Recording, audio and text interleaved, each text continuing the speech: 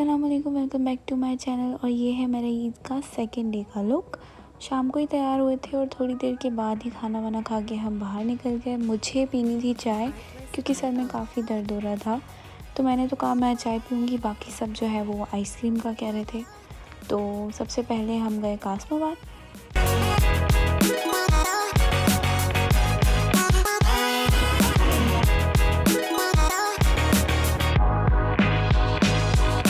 Music licensing reimagined.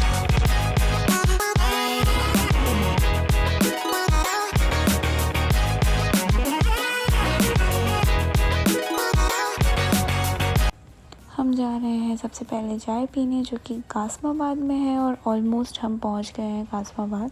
यहाँ पर काफ़ी रौनक है और बहुत सारे लोग घर से हमारी तरह ही बाहर निकले हैं घूमने के लिए।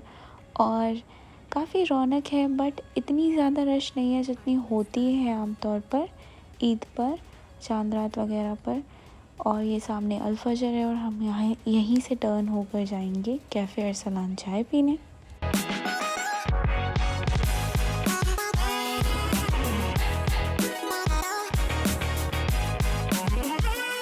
Music licensing reimagined.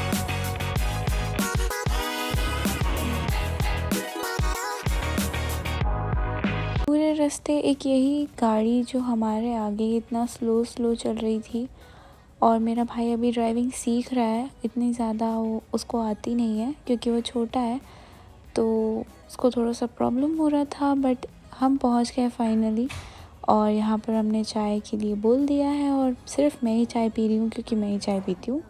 ये बाकी ये सब आइसक्रीम वगैरह खाते हैं और मेरी चाय यहाँ पे आ गई है। अब मैं चाय पीऊँगी। इनकी चाय एकदम एक्यूरेट बनी होती है, बिल्कुल दिमाग पे जाके लगने वाली चाय होती है, जिससे सर का दर्द फ़ौरन उतर जाता है। मैंने तो कहा था मैं चाय पीऊँगी, बट यासीन ने मेरे साथ शेयर करके चाय पी और उसे भी काफ़ी अच्छी लगी। घर में वो चाय नहीं पीता, सिर्फ सुबह के टाइम पे पीता है, बट बाहर की कभी कभी पी लेता है। वैसे बहुत ज़्यादा आवाज़ नहीं होती, बट जब मैं वॉइस ओवर करने बैठती हूँ तो मोहल्ले वालों को भी उसी टाइम अपनी गाड़ी निकालने का, उसका हॉर्न बजाने का, और मेरे घर वालों को भी तभी आते जाते कोई काम याद आ जाता है और वो बोलने लग जाते हैं। मेरी डग भी उसी टाइम चीखना शुरू कर देती है और बाहर से भी बहुत आवाज़ें आ रही होती हैं। मतलब जब वॉइस ओवर करती हूँ तभी ये सब कुछ होता है मेरे साथ। आप लोग के साथ भी ऐसा होता होगा, बट उन सारे शोर में कहीं ना कहीं मैं वॉइस ओवर कर ही लेती हूँ अपनी वीडियोस पे। तो अब हम जा रहे हैं पूनम पे और इनकी आइसक्रीम लेंगे वहाँ से, क्योंकि ये यहाँ से हमें पेट्रोल भी डलवाना था इस वजह से, और यहाँ पे हमने पेट्रोल डलवा लिया। अब हम जा रहे हैं इनकी आइसक्रीम लेने मार्ट से, और उन्होंने आइसक्रीम ले ली है और मैंने भी आइसक्रीम ले ली है, फिर से चाय के ऊपर आइसक्रीम। बट कोई बात नहीं। अब हम जा रहे हैं घर वापस। वैसे तो हमारा प्लान था KFC जाने का, बट काफ़ी ज़्यादा लेट हो गया है, तो हम सिर्फ आइसक्रीम और चाय खा पी के वापस आ गए हैं। बट इंशाल्लाह हमारा प्लान है कल का, थोड़ा हम कल जल्दी निकलेंगे। काफ़ी हो गई थी तो हम सो गए थे और पूरा दिन जो है वो काम में निकल गया, तो मैं ज़्यादा कुछ शूट नहीं कर पाई। नेक्स्ट डे हो गया है और हम फाइनली KFC आ गए हैं। जो हमारा प्लान था वो सक्सेसफुल हो गया है। वैसे हम जो आपस में प्लान्स बनाते हैं दोस्तों के साथ भी, वो काफ़ी सक्सेसफुल नहीं होते हैं, बट आज का हो गया है। ईद की वजह से काफ़ी ज़्यादा रश थी, हालांकि ये तीसरा दिन था, उसके बावजूद भी काफ़ी ज़्यादा रश थी। ऑर्डर देने के बाद फाइनली हम थोड़े से अपनी वीडियोस बनाने और पिक्चर्स वगैरह लेने के लिए वॉशरूम चले गए, और वहाँ के मिरर में हमने वीडियोस भी बना ली। उसके बाद हमारा जब नंबर आ गया तो हमने यहाँ से अपनी ड्रिंक्स वगैरह कस्टमाइज़ करवाई और अपना ऑर्डर ले लिया। हमेशा ऐसा ही होता है कि कुछ ना कुछ वो देना भूल जाते हैं, उसके बाद हम चेक करके फिर काउंट करके लेते हैं। हमेशा इस बार उन्होंने 2 बर्गर देने वो भूल गए थे मिडनाइट डील के, तो हमने उनको बताया। हमारी 6 ड्रिंक्स आ गई और बर्गर्स आ गए और ये चिकन के पीसेस और बंस। उसके बाद फाइनली हमने आज आइसक्रीम ट्राई कर ली। फ़र्स्ट टाइम वैसे तो मैं ट्राई कर रही हूँ KFC की। मैं मैकडोनल्ड्स की खाती हूँ आइसक्रीम, बट KFC की वर्थ इट और रीज़नेबल दोनों थी। मेरा फ़र्स्ट प्रेफरेंस हमेशा मैकडोनल्ड्स ही है, बट 90 रुपीज़ के हिसाब से KFC बहुत अच्छी आइसक्रीम सर्व कर रहा है।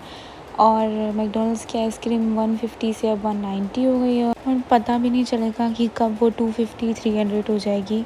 लाइक उनके मिल्क शेक्स जो 1 के हुआ करते थे अब 600 के मिलते हैं। और उसके बाद हम घर आ गए। घर आने के बाद मैंने इनको मेहंदी लगाई, नूर और सहर को। उसके बाद मैं ये नेक्स्ट डे हो गया है, सुबह हो गई है और मैं नाश्ते के लिए आलू की तरकारी बना रही हूँ, कलौंजी वाली। मेरी मम्मा की रेसिपी और उन्होंने मुझे सिखाई है और ये आलू की तरकारी बहुत अच्छी बनती है। आप भी इसको ट्राई करें, बहुत सिंपल सी रेसिपी है। सबसे पहले आपको कढ़ाई में ऑयल डालना है। ऑयल डालने के बाद उसमें कलौंजी डालनी है।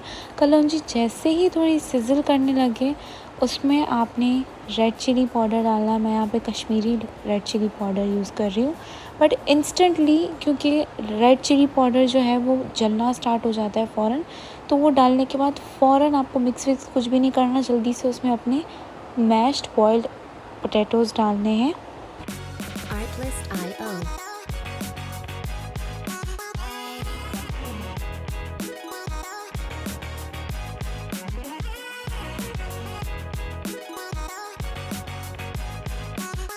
यहाँ पे आप देख रहे हैं कि जो मेरी कलौंजी है वो सिजल करना स्टार्ट हो गई है।